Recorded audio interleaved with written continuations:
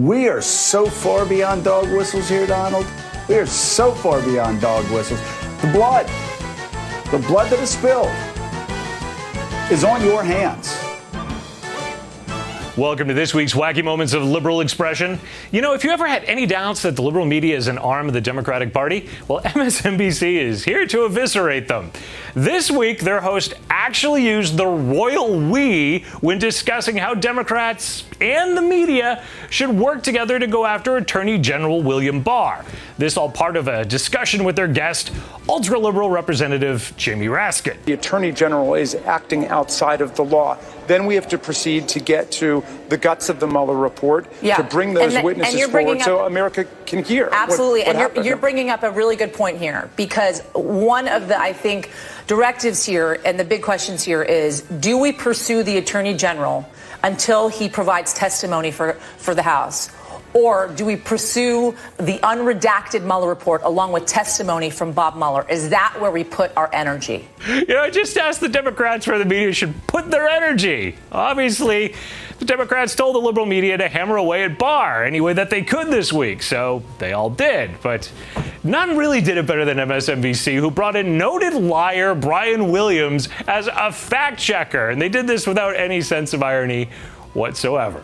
We're reluctant to do this. We rarely do. But the chairman of the Judiciary Committee just said that Mueller found there was no collusion.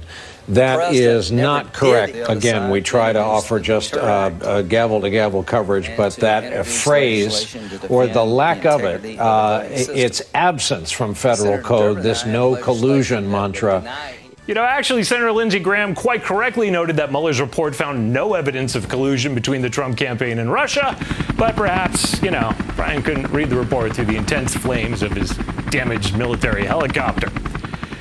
One thing that certainly got all the liberal media inflamed this week was Barr's use of the word spying in reference to the FBI informant in the Trump campaign.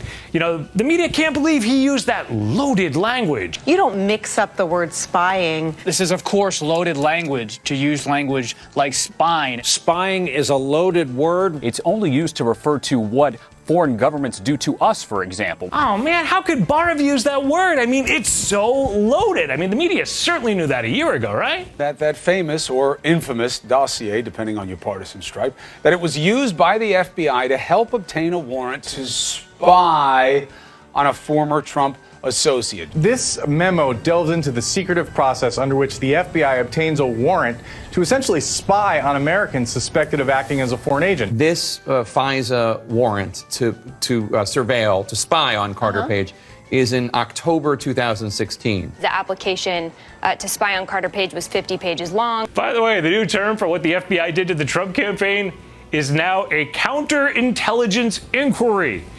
It's definitely not spying. You see, one's a loaded word and the other is, it's just kind of a load, isn't it? Nice try on their part, though. With all the energy that MSNBC focused to working with the Democrats to attack Barr, they did manage to get some coverage of the chaos in socialist Venezuela in for, you know, at least a few minutes. Despite the sanctions, despite the pressure, with the help of Russia and other outside forces, Maduro is hanging on. And not only hanging on, but he appears to still control the military. You have to understand, in Venezuela, gun ownership is not something that is open to everybody. So if the military have the guns, they have the power. Uh-oh, socialism and gun control together can lead to suffering and chaos in Venezuela? Enough of that coverage. Quick, MSNBC. Let's go back to bashing Trump. Let's have Joe Scarborough be as scummy as humanly possible. If you took a lot of the statements by politicians right now in this country and you compared them to what Al-Qaeda or ISIS clerics said that inspired attacks around the world over the last decade, they would look remarkably similar. This is incitement to violence in many cases. Are you talking about Donald Trump here, enemy of the people? And that's exactly right. Yeah. Talking about people as animals or dogs, talking about people as being lesser humans. That sort of talk is highly similar to any extremist movement. We are so far beyond dog whistles here, Donald. We are so far beyond dog whistles. The blood that is spilled is on your hands. From white nationalists, from people that listen to that sort of rhetoric. Yeah, revolting, I know. But let's wrap things up on a lighter note here. Don't forget, as desperate as the liberal media are to smear Trump, they are even quicker to defend a liberal. The amount of time that was spent on Biden's hugs.